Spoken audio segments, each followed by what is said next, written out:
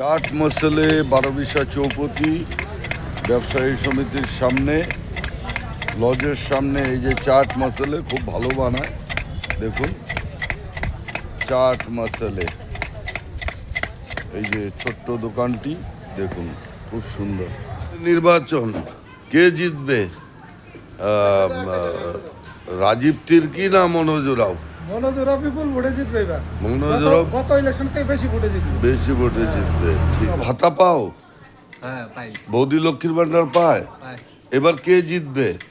এবার তো রাজীব, এই যে আশা আছে আর কি। রাজীব আশা আছে। দাদা বাড়ি কোথায়? আমাদের বাড়ি আসাম। আসাম এবার ভোটে কে জিতবে? আমরা তো আশা রাখছি বিজেপি জিতবেই। বিজেপি জিতবে। বাড়ি কোথায়? খড়ডাঙ্গা। খড়ডাঙ্গা। এখানে কোথায় আসছেন? এখানে ছেলে আছে আমার। সামনে তো ভোট, সামনে তো ভোট। হ্যাঁ। এবার কে জিতবে, তৃণমূল না বিজেপি?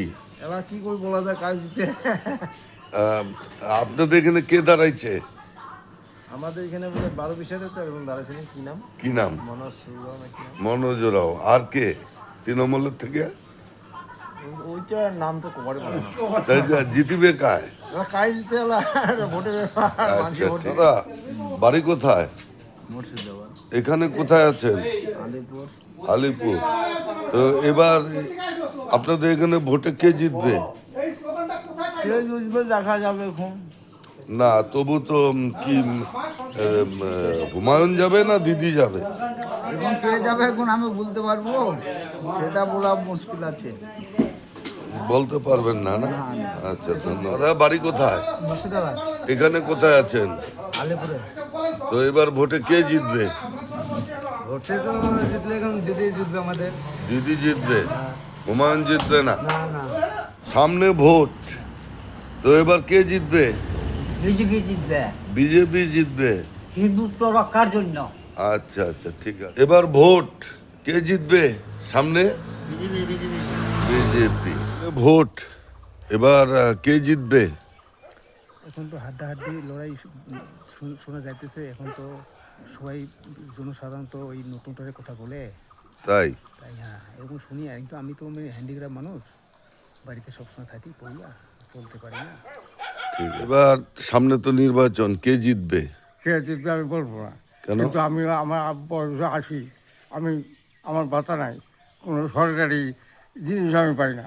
তাই জিতবে কেন আমি বুঝতে পারি। কেমন আছেন? তো সামনে তো ভোট, কায় জিতিবে? গায়ে দিতে এলা হ্যাঁ বলতে পারেন না? না।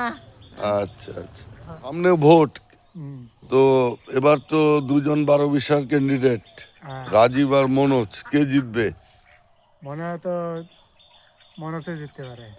সামনে তো ভোট, এবার কে জিতবে? এটা করা লাগবো বলে কি, রাজনীতিতে যাওয়া লাগে। রাজীব যাবে, কেন মনোজ যাবে না? এই দেন কি হয় আর। দাদা সামনে তো ভোট, কে জিতবে এবার? এবার মমতা দিদি জিতবে, অভিষেক ব্যানার্জি। তাই দাদা সামনে তো ভোট, এবার কে জিতবে? দিদিকে চাই দিদিকে চাই। এবার। দাদা সামনে তো ভোট, কে জিতবে? দিদি জিতবে। দাদা সামনে তো ভোট, এবার কে জিতবে? দিদি জিতবে। দিদি জিতবে। সামনে ভোট, কায় জিতবে, কে জিতবে? এখন কম মুশকিল, সরকারি সাহায্য কি পাইছো? কিছুই পাই নাই। তো তোমার বাড়িতে? বাড়িতেও পাই নাই। ভাতা পাইছে, লক্ষ্মী ব্যান্ডাল পাইছে মেয়ে ছেলেগুলা, আর আমরা পুরুষগুলা কিছুই পাই নাই। দাদা বাড়ি কোথায়? রামপুর। তো সামনে তো ভোট, এবার কে জিতবে? কে জিতে ডগুরুলা জানে, বলতে পারবেন না? ওটা তো বলা অসম্ভব। দাদা সামনে তো ভোট, এবার তো 12-20 ক্যান্ডিডেট দুইজন, তো কে জিতবে, রাজীব না মনোজ? মনোজি জিতবে। সামনে তো ভোট, তো এবার কে জিতবে? এবার তো মনে হচ্ছে বিজেপি জিতবে। সামনে তো ভোট, তো এবার কে জিতবে? দিদি জিতবে গো। সামনে তো ভোট, এবার কে জিতবে? দিদি জিতবে।